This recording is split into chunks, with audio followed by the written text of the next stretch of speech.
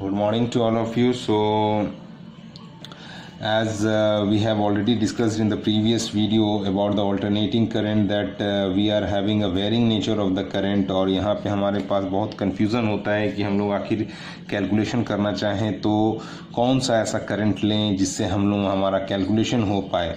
तो चूंकि इसके पास varying nature of the current होता है तो उसके लिए हम लोगों ने डिस्कस किया कि एक इफ़ेक्टिव निकालते हैं एसी का वो इफ़ेक्टिव वैल्यू जो कि डीसी के बराबर होता है, जो उतना ही काम करे जितना एक डीसी का वो वैल्यू ऑफ द करंट काम करता है। कहने का मतलब एक डीसी करंट जितना टाइम में सेम अमाउंट ऑफ वर्क करता है और एसी करंट उतने ही टाइम में जो same amount of work done करता है, तो वही डीसी करंट उस एसी करंट का इफ़ेक्टिव वैल्यू कहलाएगा।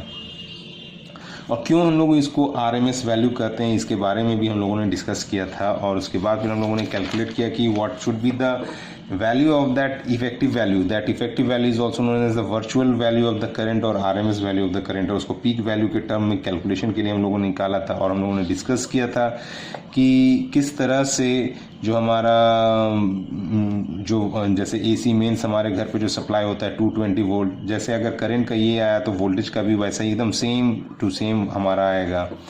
तो इफ़ेक्टिव वैल्यू जो हमारे घर पे एसी मेंस आ रहा होता है जिसको हम लोग बोलते हैं 220 वोल्ट, तो वो हमारा समझ में आता है कि वो हमारा इफ़ेक्टिव वैल्यू ऑफ द है। लेकिन उसका पीक वैल्यू कुछ और होता है, जैसे हम लोगों ने कैलकुलेट किया तो वो होता है हमारा 311 वोल्ट। तो जो हमारा जो दिया हुआ होता है, मेंशन किया हुआ होता है ये वोल्टेज ये करंट, तो that is basically the effective values और you can say the RMS value और द वर्चुअल करंट वैल्यू और वर्चुअल वोल्टेज वैल्यू। फिर हम लोगों ने डिस्कस किया कि आर सर्किट के बारे में डिस्कस किया, जिसमें हम लोगों ने देखा कि करंट और वोल्टेज दोनों साथ साथ चलते हैं, सेम फेज़ में होते हैं। फेज़ और फेज़ डिफरेंस भी हम लोगों ने डिस्कस किया जो कि 11th का था, लेकिन फिर भी हम लोगों ने थोड़ा सा बेसिक इस पर डिस्कस किया।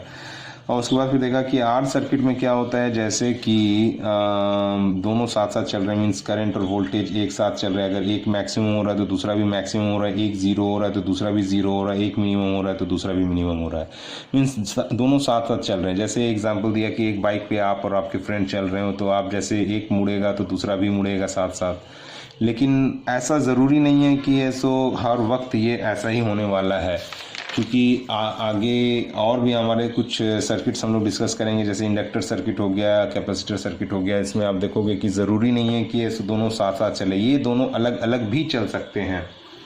तो ये अलग अलग अगर चलते हैं तो जैसे एग्जांपल के तौर पे मैं बोलूँ कि suppose that ammeter full deflection show कर रहा है, बट उसी क्षण में हम देखोगे कि वोल्टमीटर में कोई डिफ्लेक्शन ही नहीं है, या फिर आप देखोगे कि वोल्टमीटर फुल डिफ्लेक्शन शो कर रहा है तो एमीटर में कोई करंट नहीं है।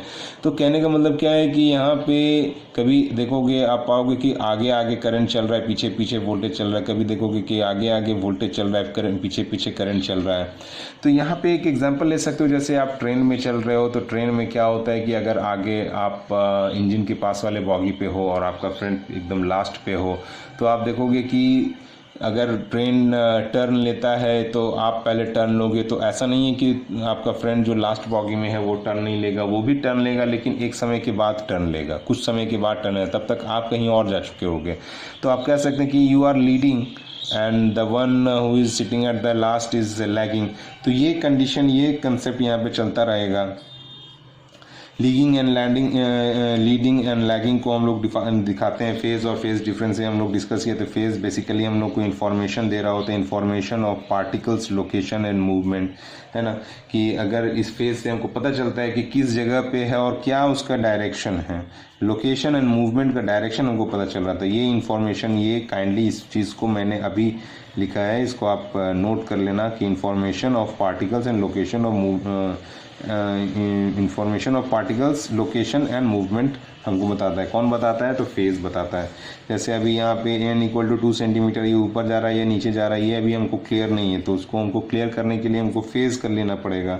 जैसे ये अगर ओमेगा टी फेज़ लें, यहाँ के बारे में लें, तो ये अभी n का डायरेक्शन ऊपर है, अभी मैं इधर पे लूँ तो ये आप देखोगे कि इसका मान लेते हैं फेज़ हो जाएगा ओमेगा टी डैश, यहाँ पे आने में समय लगा इसको टी डैश, तो ये फेज़ हो जाएगा ओमेगा टी डैश। तो इस वक्त का अगर मैं बात करूँ तो n का डायरेक्शन नीचे की ओर है। तो ये फेज़ का कंसेप्ट होता था। फिर फेज़ डिफरेंस क्या होता था कि जैसे कि P और Q दो लिए हुए हैं, दोनों सेम एंगुलर वेलोसिटी के साथ चल रहे हैं, तो यहाँ पे क्या होगा कि ये जो सपोज दैट Q आगे है, P पीछे है, तो ये कितने से आगे है, तो फाई एंगल से आगे है, तो ये आप देखोगे कि हमेशा ये फाई एंगल मेंटेन रहेगा। तो ये जो फाई आ रहा है दोनों के बीच में वो हो जाएगा P और Q के बीच का फेज़ डिफरेंस। यहाँ पे Q आगे आगे चल रहा है, पीछे पीछे चल रहा है। तो this was all about the phase and the phase difference. Now we will discuss about the AC circuits with inductors only. ये बहुत ही इंटरेस्टिंग होने वाला है यहाँ पे। जैसे यहाँ पे अगर मैं बात करूँ कि इसके EMF सप्लाई और करंट की, तो यहाँ पे EMF अगर मैं सप्लाई करूँ, यहाँ पे मैं लिखता हूँ सपोज दैट यहाँ के पे जो सप्लाई है हमारा वो है E is equals to E not sine omega t. E is equals to E not sine omega t. Suppose that ये हमारा सप्लाई है। नाउ अब यहाँ पे जो हम लोगों ने डिस्कस किया कि ये जो करंट यहाँ पे देगा, यहाँ पे इसके वजह से जो करंट यहाँ पे बनने वाला है, यहाँ पे ये क्या करेगा, ये खुद एक इंड्यूस्ड ईएमएफ बनाना स्टार्ट करेगा किसको, और वो इसको अपोज करने का कोशिश करेगा। मीन्स ये जो अब बनाने वाला है, यहाँ जो ईएमएफ बनने वाला है, ये जो खुद यहाँ जो अपना ईएमएफ बनाने वाला है इंड्यूस्ड ईएमएफ, ये सप्लाई ईएमएफ के बराबर होगा। अगर यदि हमारा बैलेंसिंग कंडीशन चाह रहे होते हैं तो ये इसके बराबर होगा। तो ये एल जो ईएमएफ बनाने वाला है वो कितना बनाने वाला है, ई इंड्यूस्ड।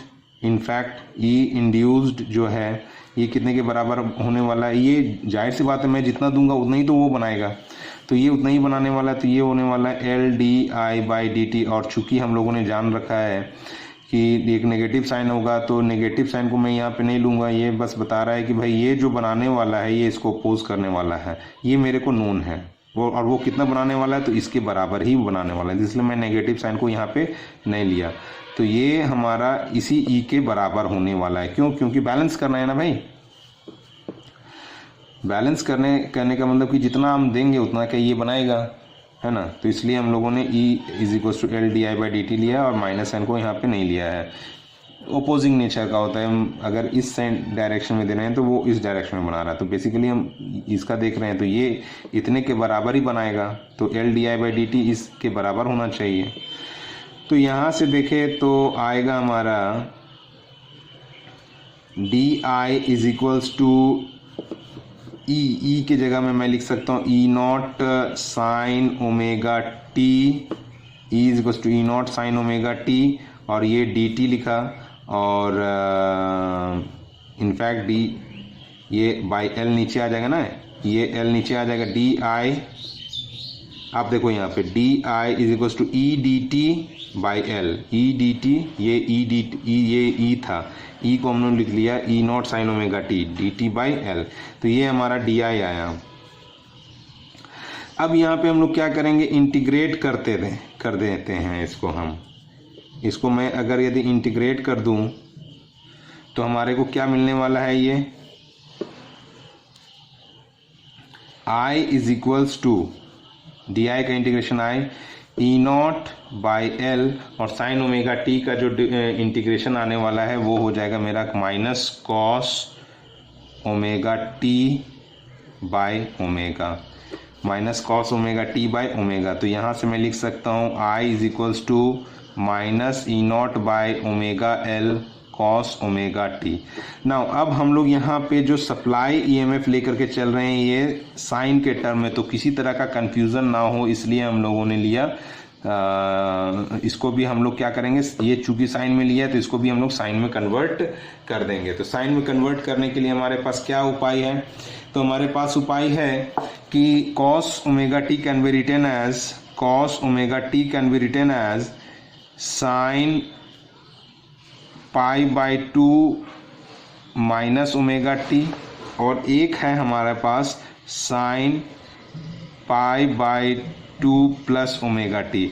अभी मेरे पास दोनों कंडीशन है तो मैं किसको चूज करूंगा, ये हमारे साथ कंडीशन है कि मैं किसको चूज करने वाला हूं, तो मैं इसको चूज करूंगा।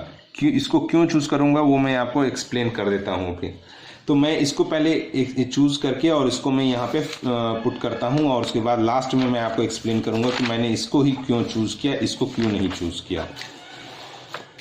तो ये मैं लिखना चाहूँ तो ये हमारा आ जाएगा I is equals to minus E not omega by omega L, cos की जगह पे मैं लिखता हूँ sine pi by 2 minus omega t, sine pi by 2 minus omega T. Now अब यहाँ पे क्या है कि चूंकि यहाँ ओमेगा टी हम लोगों ने पॉजिटिव लिया है, तो हम लोग कोशिश करते हैं कि इस ओमेगा टी को भी यहाँ पे हम पॉजिटिव कर दें। तो इसके लिए हम लोग क्या करते हैं कि ई नॉट माइन I is equals to E naught by omega L, and इसको मैं लिख सकता हूँ साइन माइनस मैं निकाल लूँ कॉमन इन दोनों से, तो ये हो जाएगा omega T minus pi by 2। और ये हम लोगों ने पढ़ा है कि sine minus theta is equals to minus sine theta. तो ये माइनस मेरा बाहर निकल जाएगा, तो ये माइनस आपस में क्या हो जाएगा, प्लस हो जाएगा, ये वाले कंसेप्ट से। तो ये हमारा आ जाएगा ई नॉट बाई ओमेगा एल, और ये हो जाएगा हमारा sign omega T minus pi by 2। I hope कि आपको समझ में आ गया हो कि मैंने इस इक्वेशन को क्यों चूज़ किया। इस इक्वेशन को अगर यदि ना चूज़ करके मैं इस इक्वेशन को चूज़ करता, तब हमारे साथ क्या दिक्कत होने वाली थी। ये हमारा हो जाता कि sign pi by 2 plus omega T. अभी ये माइनस को मैं हटाने का कोशिश करता, ये माइनस को मैं हटाने का कोशिश करता, तो यहाँ से मैं इसको अंदर ले जाता, तो ये मेरा हो जाता minus omega T minus pi by 2।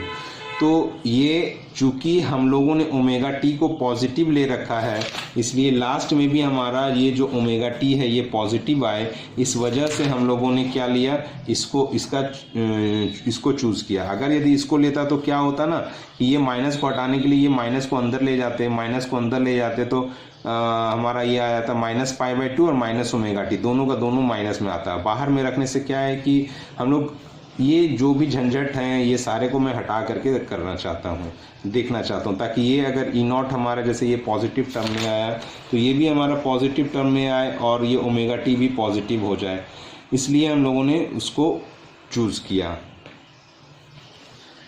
अब यहाँ पे देखोगे कि ये जो ई नॉट बाई ओमेगा एल है ये हमारा क्या है, पीक एक तरह से को तो कांस्टेंट है और ये मैक्सिमम वैल्यू है। तो हम लोग लिख सकते हैं E naught by omega L is the maximum value, तो इसको हम लोग लिख सकते हैं आई नॉट, मान लिया हम लोगों ने I naught. Therefore I is equals to I not sine omega T minus pi by 2। यहाँ पे देखो आप फिर से आप समझ लो कि मैंने इसको क्यों लिया, इसको इसलिए लिया ताकि मेरा चीज़ थोड़ा सा आसान तरीके से रहे, या नेगेटिव का झंझट हट जाए और ओमेगा टी भी पॉजिटिव आए। चूँकि हम लोगों ने ओमेगा टी पॉजिटिव लिया है तो कोई बेवजह कन्फ्यूज़न ना क्रिएट हो हर जगह माइनस ओमेगा टी माइनस ये करके, इसलिए हम लोगों ने इसको पॉजिटिव करने के लिए ये और हमारा ये सारा सिंपल वे में एक आसान तरीके से सुंदर सा एक इक्वेशन आ जाए, इसलिए हम लोगों ने उसको लिया है। ये माइनस भी हट गया, यहाँ पे माइनस का झंझट भी ख़त्म हो गया और ये चीज़ हमारा आ गया, ओमेगा टी भी पॉजिटिव रह गया, है ना। इसलिए हम लोगों ने इसका चुनाव किया, इसको हम लोगों ने लिया। तो ये आया हमारा I is equal to I not sine omega T minus pi by 2। Now next है यहाँ पे अब हम लोगों को देखना है फेज़ और फेज़ डिफरेंस के बारे में अब हम लोग को जानना है। ये करंट और वोल्टेज हम लोगों ने देख लिया, अब हम लोग देखते हैं कि फेज़ और फेज़ डिफरेंस। फेज़ डिफरेंस के बारे में हम लोग देखते हैं, फेज़ डिफरेंस। तो यहाँ आप देखोगे कि E is equals to E not sine omega T है, ये इसका जो फेज़ है ई का फेज़ है ओमेगा टी और आई का फेज़ है omega T minus pi by 2।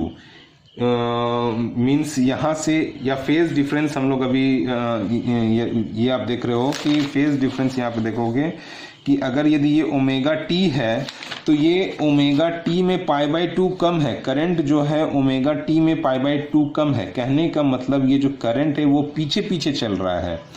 कहने का मतलब है कि अगर यदि हमारा आप यहाँ से खुद से देखने का कोशिश करो, E is equal to E not sine omega t, ये इसका फेज़ E का फेज़ ओमेगा टी है और आई का फेज जो है omega T minus pi by two, means उसका ओमेगा टी है, इसका ओमेगा टी में पाई बाई टू कम है, मतलब कि यहाँ पे दोनों के बीच का जो फेज डिफरेंस है वो पाई बाई टू तो है, लेकिन क्या है कि आगे कौन चल रहा है, तो यहाँ पे आप देखोगे ई ओमेगा टी और ये ओमेगा टी में पाई बाई टू पीछे। कहने का मतलब यहाँ पे क्या कर रहा है कि ई लीड्स द करंट आई और I lags behind E by pi by to. तो यहाँ पे फेज जो है दोनों में E जो है वो लीड करता हुआ दिख रहा है या I लैग करता हुआ दिख रहा है E से, कितने से, तो पाई बाई टू एंगल से, पाई बाई टू फेज से। तो this is your phase difference. I hope ये आपको समझ में आ गया हो। नेक्स्ट है हमारा, इसमें जो हम लोग देखते हैं ओपोजिशन, और ओपोजिशन का यहाँ बड़ा इम्पॉर्टेंट एस्पेक्ट आ रहा होता है यहाँ पे। अभी आप देखोगे कि E naught by omega L is equals to I naught है, तो यहाँ पे E naught by I naught, देखिए ओपोजिशन अगर मैं बात करता हूँ तो E naught by I naught कर दूँ, E naught by I naught, तो ये आ जाएगा हमारा ओमेगा एल, ये आ जाएगा ओमेगा एल, और इसको ही हम लोग कहते हैं, डिनोट करते हैं एक्स एल से, इसको हम लोग डिनोट करते हैं एक्स एल से।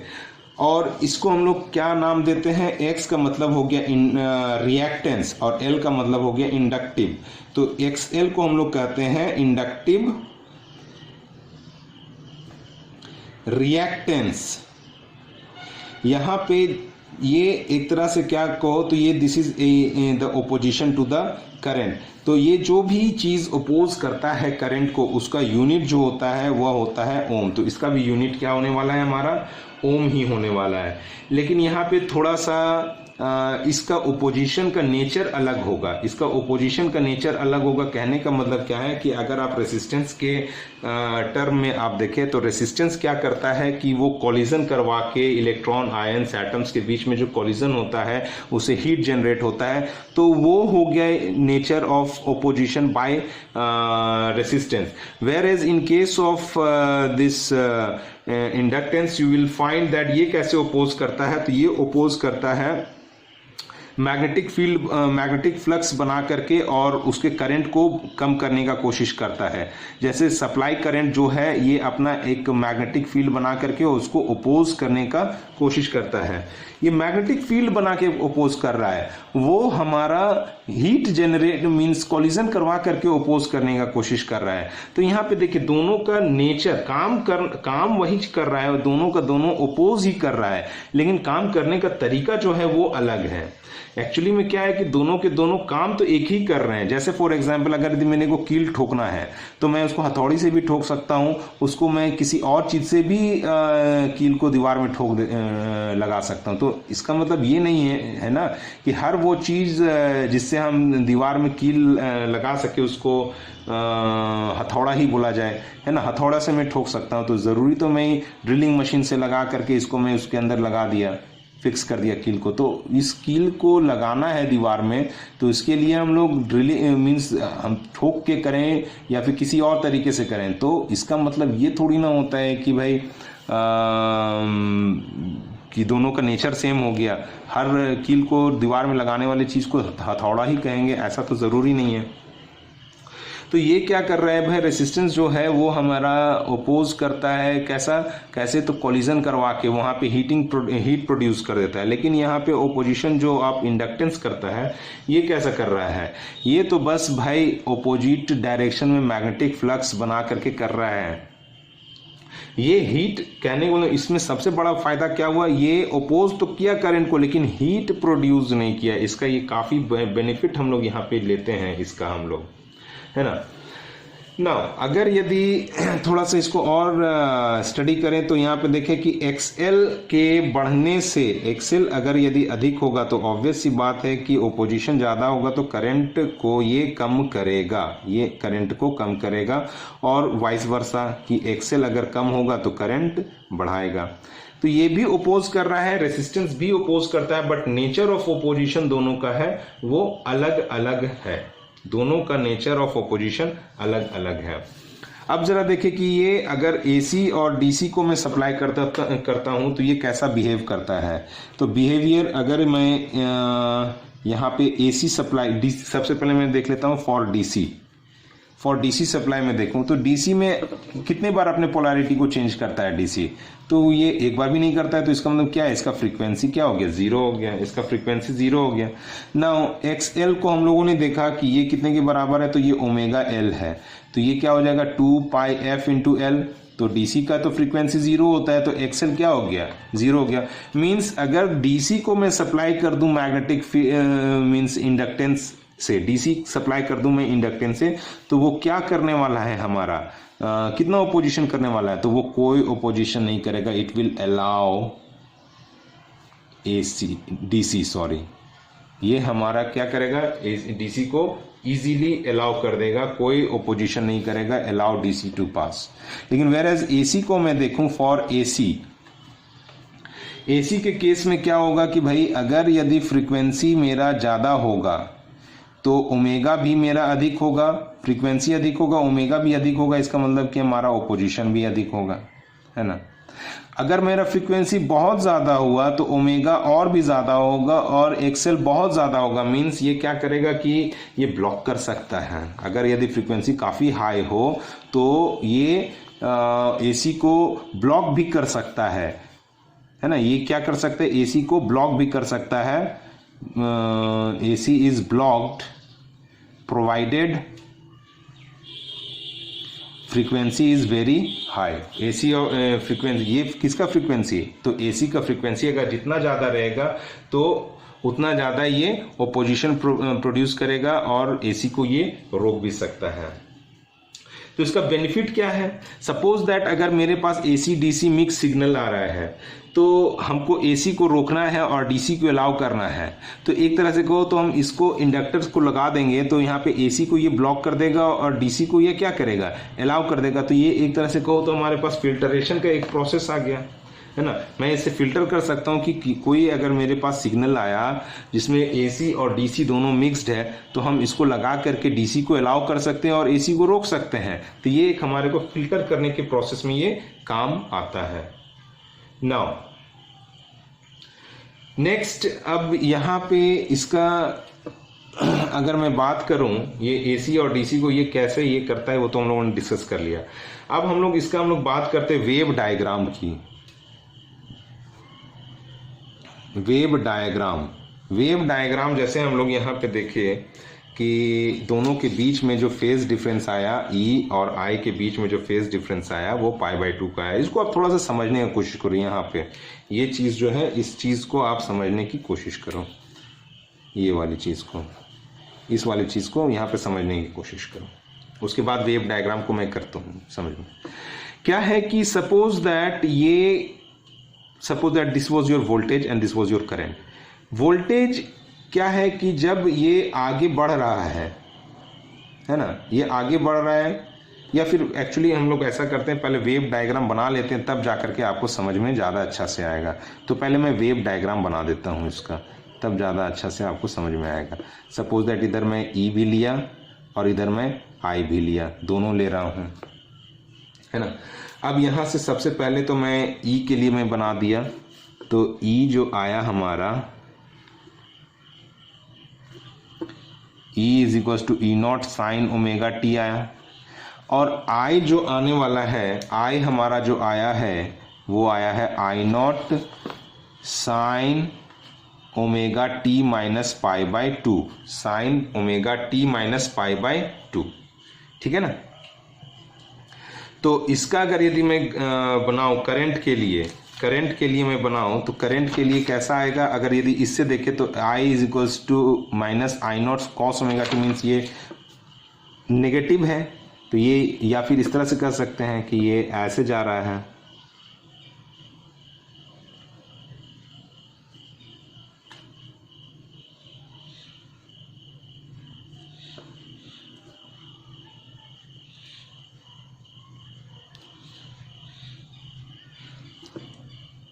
ये इस तरह से है हमारा। तो आप देखोगे कि जब ये 0 है, ये आई नॉट माइनस आई नॉट और ये ज़ीरो, और ये मैं मान लेता हूँ ई नॉट, और ये आई नॉट, और ये माइनस ई नॉट। ठीक है, अब यहाँ से आप देखो आपको समझ में आएगा कि ये देखो कि जब वोल्टेज ज़ीरो है उस वक्त हमारा करंट क्या है, एकदम नेगेटिव है, ऑपोजिट डायरेक्शन में, है ना। अब जब ये मैक्सिमम होता है ईएमएफ, ये देखो करंट हमारा ज़ीरो हो गया। जब ये ज़ीरो होता है ईएमएफ, हमारा देखो करंट मैक्सिमम हो गया। जब ये नेगेटिव होता है, आप देखो कि ये ज़ीरो हो गया। और जब ये हमारा ज़ीरो होता है ईएमएफ, हमारा करंट क्या हो गया, नेगेटिव डायरेक्शन में मैक्सिमम हो गया। कहने का मतलब है कि जैसे कि सपोज दैट ये वोल्टेज मैक्सिमम है, उस समय में करंट हमारा ज़ीरो है। अभी जैसे जैसे ये मैक्सिमम हो रहा है, ये ज़ीरो हो गया। ये नेगेटिव जा रहा है तो ये ज़ीरो हो गया।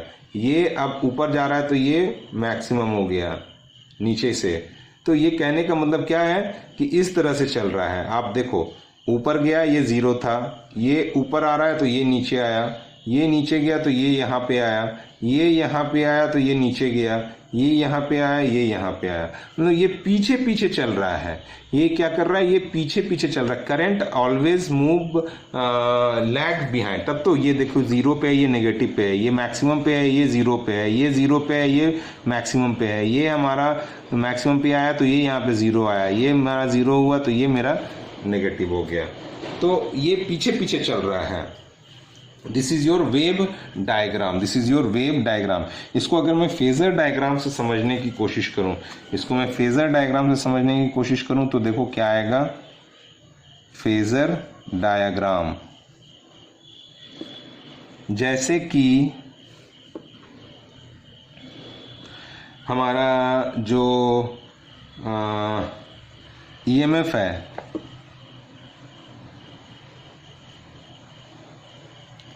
ये हमारा हो गया, मान लेते हैं ई नॉट। अब किसी टाइम पे जो हमारा ईएमएफ होने वाला है ये है। आप सपोज दैट ये हमारा फेज हो गया ओमेगा टी।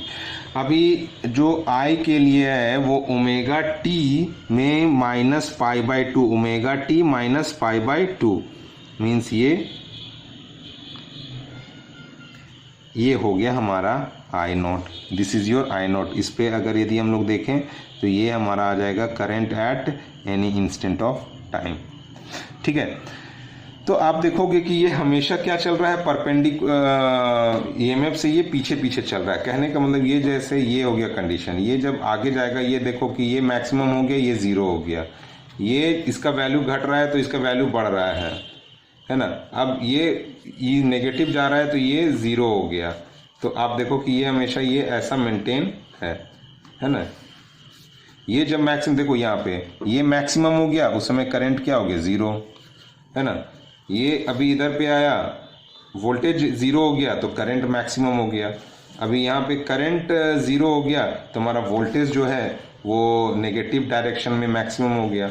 और ये अभी करंट मेरा नेगेटिव डायरेक्शन में मैक्सिमम हुआ तो वोल्टेज मेरा ज़ीरो हो गया। तो यहाँ पे आप देखोगे कि अगर यहाँ पे आप एमीटर लगा दो और यहाँ पे आप वोल्ट मीटर लगा दो तो आप देखोगे कि जब कभी आप देखते हैं कि वोल्ट मीटर में मैक्सिमम डिफ्लेक्शन शो करता है तो एमीटर में ज़ीरो डिफ्लेक्शन शो करता है ना। अभी आप बोलोगे कि सर यहाँ पे आप देखो कि ईएमएफ और करंट दोनों का वैल्यू सेम है, तो आप बोलोगे कि भाई ये एक क्षण के लिए हमको नहीं देखना, हमको पूरे साइकिल का देखना है। पूरे साइकिल का मतलब कि ये आप देखो T/4, ये T/2, ये 3T/4 और ये T। तो कहने का मतलब है कि आप पूरे साइकिल का देखेंगे, हम 0 से 1 टाइम पीरियड का देखेंगे तो आप देखोगे कि 0 पे ये ईएमएफ अगर 0 है तो ये नेगेटिव है, ये T/4 पे ये मैक्सिमम है तो ये 0 है, T/2 पे ये 0 है तो ये मैक्सिमम है, 3T/4 में ये मिनिमम है तो ये 0 है। तो इस तरह से आप देखोगे, ये एक क्षण के लिए हमको नहीं देखना है, हमको ओवरऑल हर साइकिल के लिए देखना है। This was your phasor diagram. Now यहाँ पे एक है हमारा जो पावर होता है, जो एवरेज पावर हम लोग लेंगे, ये हमेशा ज़ीरो होता है। कहने का मतलब कि neither it waste energy, neither waste nor consume. क्यों? क्योंकि आप देखोगे जैसे P इज इक्वल्स टू क्या हो जाएगा, E इंटू आई। जिस समय E मैक्सिमम होता है I ज़ीरो होता है, तो भाई E मैक्स और I ज़ीरो, पावर ज़ीरो हो गया। और अगर यदि हमारा अगर I मैक्सिमम होता है तो भाई E हमारा ज़ीरो होता है।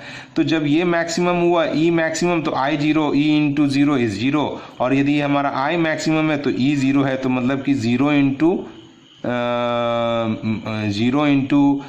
Maximum is zero. तो ओवरऑल देखा जाए, हम लोग बेसिकली यहाँ पे ये मत देखना कि इंस्टेंट, किसी इंस्टेंट, जैसे अभी हम लोग बोला कि इस इंस्टेंट के लिए हम बात नहीं कर रहे, हम ओवरऑल साइकिल के लिए बात करें। तो ओवरऑल साइकिल में जो हमारा पावर होता है, ना तो ये कोई वेस्ट करता है पावर, ना ही ये कंज्यूम करता है पावर। मतलब कि इसका देखो आप कितना बेनिफिट, आप देखो रेसिस्टेंस क्या था, वो करंट लेता था और उसका वो क्या है कि हीट प्रोड्यूस करता था, मीन कि वेस्ट कर रहा है, वो ले रहा है, वेस्ट कर रहा है। वो क्या करता था, रेसिस्टेंस ले रहा है सर्किट से करंट और उसको हीट में बना करके वेस्ट भी कर रहा है। लेकिन इसका फायदा देखो आप कि ये वेस्टेज नहीं कर रहा है ना। मतलब कि ये ना तो ले रहा है करंट सर्किट से और ना ही ये उसका वेस्टेज कर रहा है। तो ये एक बड़ा बेनिफिट है भाई यहाँ पे कि हमारा पावर का वेस्टेज नहीं होता है, पावर का वेस्टेज नहीं होता है। जैसे एग्जांपल अगर मैं दूं आपको, जैसे रेगुलेटर होता है पंखे का, पहले जो आता था, पहले के समय में जो रेगुलेटर्स आते थे वो रेसिस्टेंस बेस्ड होते थे। रेसिस्टेंस बेस्ड, जैसे मान लेते हैं हमको अगर यदि स्पीड बढ़ाना है हमारे को पंखा का, तो हमको क्या करना है कि करंट को बढ़ाना है। करंट को बढ़ाने के लिए हम लोग क्या करते थे, रेसिस्टेंस को कम कर देते थे। तो जैसे जैसे हम लोग क्या है कि मेरे को हाई स्पीड में पंखे को चलाना रहता था, तो हम लोग क्या कर देते थे, 5 पे कर देते थे।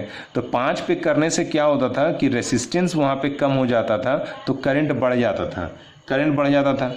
और यदि हमको कम करना होता था तो हम लोग क्या करते थे कि उसको कम कर देते थे, हम लोग कर रेसिस्टेंस को बढ़ा देते थे। तो रेसिस्टेंस को बढ़ाने से क्या हो जाता था, हमारा करंट कम हो जाता था। रेसिस्टेंस के बढ़ाने से हमारा करंट, लेकिन दोनों केस में, चाहे 1 में चले चाहे 5 में चले, दोनों केस में करंट तो कंज्यूम हो रहा है। और अगर यदि जहाँ पे रेसिस्टेंस हाई हो गया तो वहाँ पे हीटिंग इफेक्ट हाई हो गया, जहाँ पे रेसिस्टेंस और करंट कम हो गया, है ना। और अगर यदि हमारा 5 पे, अगर 5 पे हम लोग पंखे को चला रहे हैं, तो वहाँ पर भी आप देखोगे कि हमारा करंट जो है वो कम हो गया, लेकिन हमारा रेसिस्टेंस तो बढ़ गया। तो वहाँ पे दोनों केसेस में हम लोग क्या है कि पावर का वेस्टेज हो रहा है। लेकिन अभी जो हमारा आता है, जो लेटेस्ट इंडक्टर्स जो अभी आ रहे होते हैं, अभी मीन्स रेगुलेटर्स जो आ रहे हैं, वो अब इंडक्टर्स बेस्ड होते हैं। लेकिन उसमें क्या है कि वो थोड़ा कॉस्टली होते हैं। देखिए, वो उसमें क्या है कि ओपोजिशन तो है, लेकिन उसका मोड जो है वो हीट नहीं है, वो हीटिंग इफेक्ट प्रोड्यूस नहीं करता है। एक्चुअली में क्या है, वो हीट रिलेटेड नहीं है। ओपोजिशन तो है लेकिन वो हीट रिलेटेड नहीं है, इसलिए हमको बेनिफिट हो रहा है। तो वो क्या रिलेटेड है, तो फ्लक्स रिलेटेड है। वो फ्लक्स जो है हमारा, जैसे अगर यदि हीट रिलेटेड होता है, जैसे हमारा I²RT, अभी यहाँ पे जो ओपोजिशन है वो हमारा रेसिस्टेंस बेस पर तो वहाँ काम नहीं कर रहा है हमारा, तो वो है फ्लक्स बेस्ड पे काम कर रहा है, रिएक्टेंस, है ना। अभी एक और चीज़ हम लोग बात करेंगे कि हम लोगों ने इसका नाम रिएक्टेंस ही क्यों दिया, क्या रेसिस्टेंस क्यों नहीं नाम दिया, रिएक्टेंस भी हम लोग क्यों नाम दिए, ये हम लोग अभी डिस्कस करेंगे। तो यहाँ पे जो पावर का जो है, यहाँ पे पावर का वेस्टेज नहीं हो पा रहा, क्योंकि यहाँ पे रेसिस्टेंस नहीं है, तो वो हीट प्रोड्यूस नहीं कर रहा। तो यहाँ पे क्या बेस्ड है इसका, ये फ्लक्स बेस्ड है। ये फ्लक्स को क्रिएट करके और उसको अपोज करने की कोशिश करता है। लेकिन क्या है बेनिफिट, क्या है इसके साथ कि ये एक कॉस्टली डिवाइस होता है ना, चूंकि ये वेस्ट नहीं करता है ना एनर्जी। हाँ, एक और चीज़ ये मैं छूट गया था, मैं आपको बता देता हूँ कि एक्चुअली में इसको हम लोग रिएक्टेंस क्यों बोले। है ना, रेसिस्टेंस क्यों नहीं बोले, इंडक्टिव रेसिस्टेंस क्यों नहीं बोले?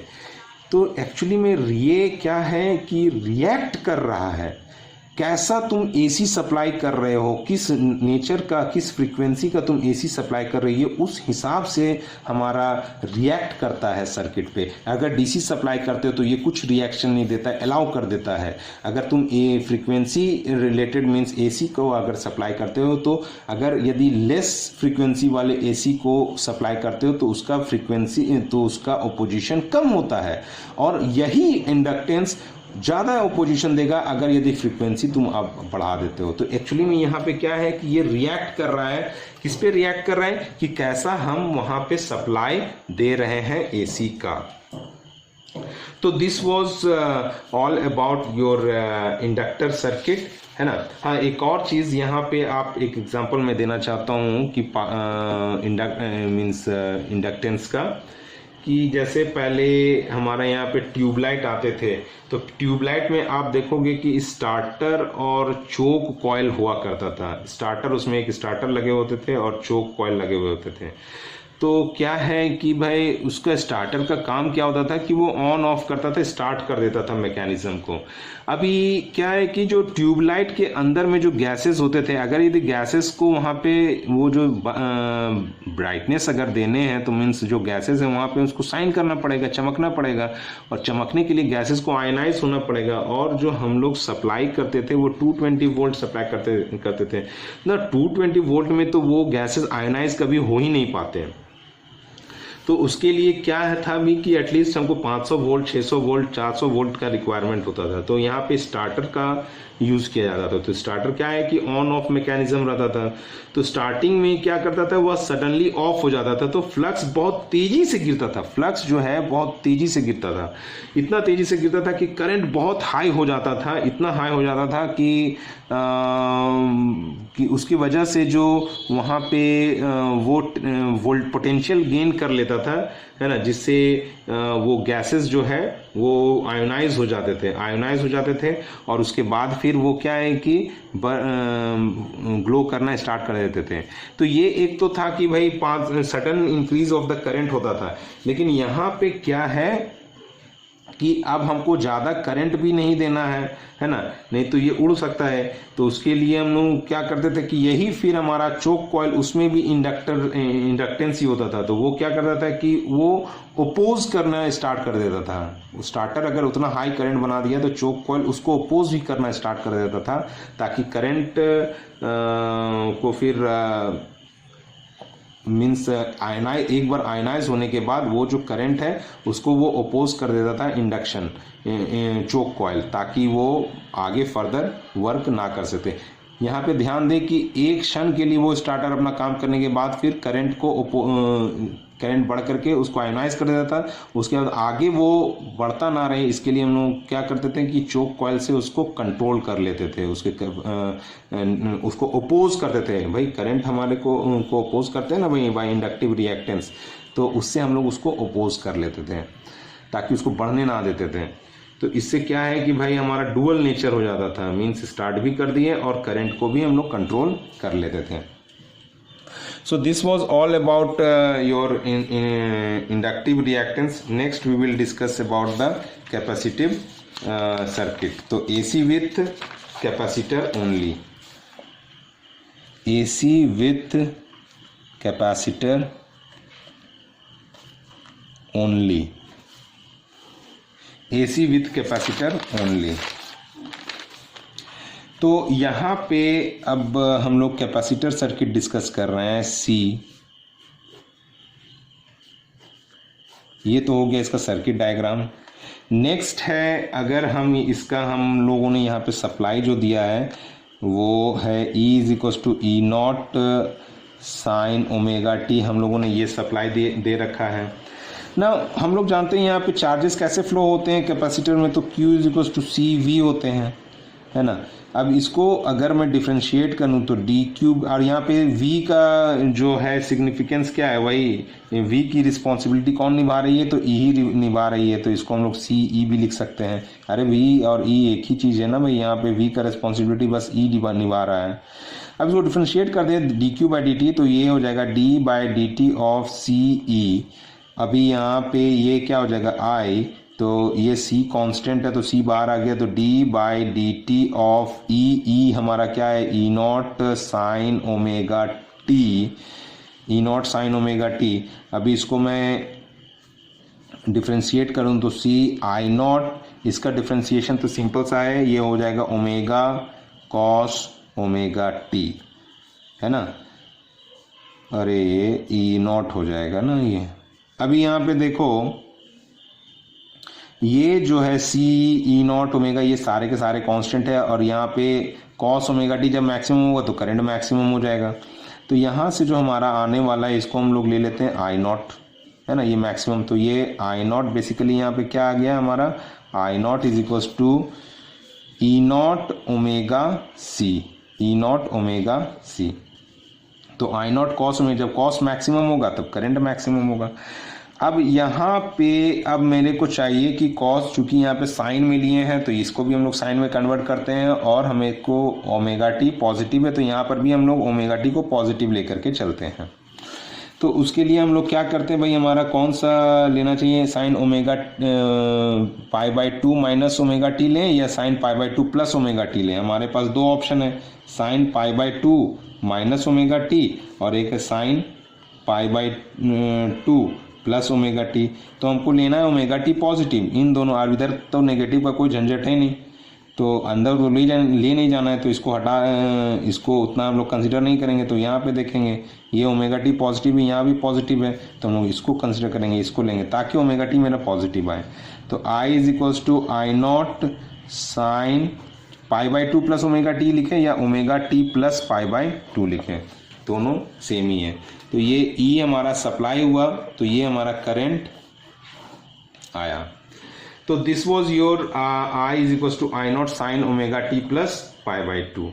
अब यहाँ पे फेज डिफरेंस की मैं बात करूं तो यहाँ पे जो फेज डिफरेंस है ये ओमेगा टी है, ये omega T plus pi by two है, ये omega T plus pi by two, means omega T में प्लस पाई बाई टू अधिक है, तो ई पीछे है, और ये आई जो है ओमेगा टी, ई अगर ओमेगा टी है तो I omega T plus pi by two है, मीन्स यहाँ पे ये करंट जो है वो लीड कर रहा है, ई लैग कर रहा है। तो यहाँ पे हम फेज डिफरेंस देखें तो क्या है, तो फेज डिफरेंस जो है वो पाई बाई टू का है। यहाँ पे क्या है कि भाई आई लीड्स ई, और या कह सकते हैं ई लैग्स आई, कितने से, तो बाई पाई बाई टू से ये लीड या लैग कर रहा है। आई जो है वो ई से लीड कर रहा है पाई बाई टू, या ई कह सकते हैं lags I by pi by two. ठीक है, तो ये हो गया हमारा फेज डिफरेंस। अब यहां पे हम लोग अब देखना चाहते हैं कि ओपोजिशन की मैं बात करूं तो जैसे हम लोगों ने देखा है, हमने ओपोजिशन में देखा कि I naught is equals to E not omega C. तो ओपोजिशन के लिए हमारा क्या होता है, E naught by I naught, तो E naught by I naught करेंगे तो ये 1 बाई ओमेगा सी हो जाएगा। इसी का हम लोग नाम देंगे X C. X is reactance and C is capacitive, तो this is known as the capacitive reactance, this is known as capacitive reactance. ठीक है, क्यों रिएक्टेंस, क्योंकि ये भी रिएक्ट कर रहा है जैसे वो हमारे इंडक्टेंस में रिएक्ट कर रहा था। अभी हम लोग देख लेते हैं कि कैसे रिएक्ट करेगा ये। तो भाई हम लोग जान रहे हैं भाई कि अगर इसका हम देखना चाहें कि ये कैसे बिहेव करता है एसी और डीसी को, तो फॉर हम लोग लेते हैं डीसी। तो डीसी में तो भाई फ्रीक्वेंसी हमारा क्या होता है, 0 हो जाता है। फ्रीक्वेंसी तो जीरो हो जाता है ना, तो यहाँ से x C is equal to 1 by omega C, omega is nothing but 2 pi f, तो 2 पाई एफ सी, अगर एफ जीरो है तो ये पूरा का पूरा क्या हो जाएगा, इन्फिनाइट हो जाएगा। तो आप देखोगे कि अगर आप एसी को आप अप्लाई करते हैं कैपेसिटिव सर्किट में तो वो ब्लॉक कर देता है। तो ये क्या है भाई कि capacitor blocks DC, it will block DC, ये डीसी को आगे फ्लो करने नहीं देगा, ये डीसी को ब्लॉक कर देता है। इसलिए आप लोग देखोगे कि जब भी हम लोग न्यूमेरिकल्स किए थे इन केस ऑफ करंट इलेक्ट्रिसिटी और वहाँ पे अगर कैपेसिटेंस यूज़ कर देते थे तो उसको हम लोग नहीं लेते थे। क्यों? क्योंकि हम लोग सीधा पढ़ लिए थे कि भाई वहाँ पे भाई कैपेसिटेंस को हटा देना है क्योंकि वो हमारा ब्लॉक कर देता है डीसी को। लेकिन क्यों ब्लॉक करता है ये यहाँ पे क्लियर हो रहा है, क्योंकि वो फॉर डीसी ये इतना इन्फिनाइट अपोजिशन देता है कि ये आगे करंट को फ्लो करने नहीं देता, तो ये ब्लॉक डीसी कर देता है। अगर फॉर एसी देखें, फॉर एसी तो एसी में क्या है कि अगर फ्रीक्वेंसी हाई होगा तो एंगुलर फ्रीक्वेंसी भी हाई होगा, और जितना ज़्यादा एंगुलर फ्रीक्वेंसी होगा उतना कम हमारा ओपोजिशन होगा रिएक्टेंस का। इसका यूनिट क्या हो जाएगा, ओम हो जाएगा। तो आप देख रहे हो कि ये फ्रीक्वेंसी जितना ज़्यादा एसी का फ्रीक्वेंसी उतना कम कैपेसिटिव रिएक्टेंस, मीन्स क्या है कि इट अलाउज एसी टू पास।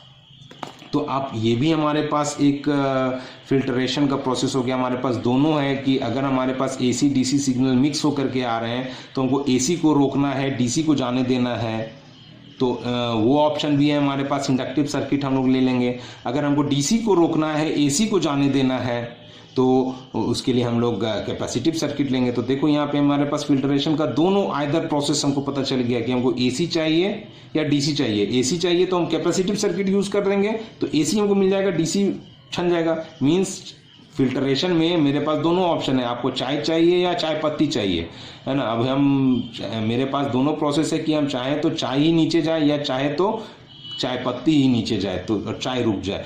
कहने का मतलब है कि हमारे पास दोनों प्रोसेस मौजूद है फॉर फिल्टरेशन। तो AC is blocked by inductor and DC is blocked by capacitor. ठीक है, नेक्स्ट अब हम लोग इसमें डिस्कस कर लेते हैं कि इसके वेव डायग्राम के बारे में। वेव डायग्राम हम लोग एक बार डिस्कस कर लेते हैं इसका। Fifth wave diagram.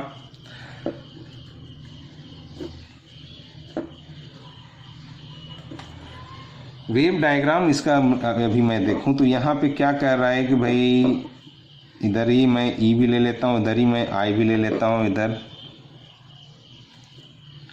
तो वेव डायग्राम जो है हमारा ईएमएफ का तो वही है जो हम लोग सब हमेशा लेते आ रहे हैं, है ना। ये हमारा ईएमएफ का हो गया 0, ये हो गया हमारा T/4, ये हो गया हमारा T/2, ये हो गया 3T/4 और ये हो गया हमारा T। ठीक है, और ये हो गया हमारा E0 और ये हो गया मेरा -E0। अभी यहाँ पे क्या कर रहा है भाई, करंट पीछे पीछे छूट गया है, करंट आगे आगे है, सॉरी करंट आगे है, मतलब कि जिस समय ये 0 उस समय करंट मैक्सिमम है, और जब ये मैक्सिमम है ये 0 है। करंट देखो ये स्टार्टिंग हुआ ना, ये 0 था, ये मैक्सिमम था, ये हो गया।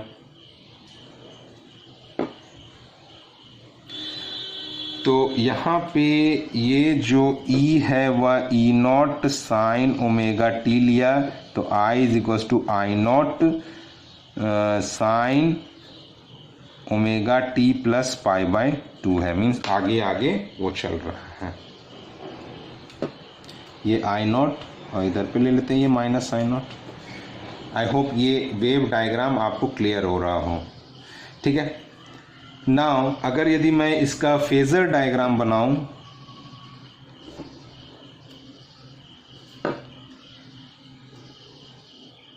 तो इसका फेजर डायग्राम कुछ इस तरह से बनेगा।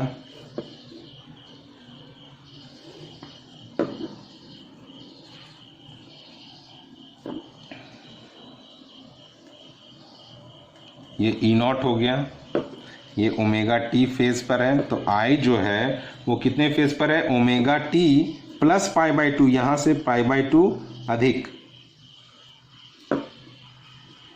ये आई नॉट। तो इसका अगर करंट एट एनी इंस्टेंट तो ये हो जाएगा आई टी, और वोल्टेज एट एनी इंस्टेंट ये हो जाएगा ई टी।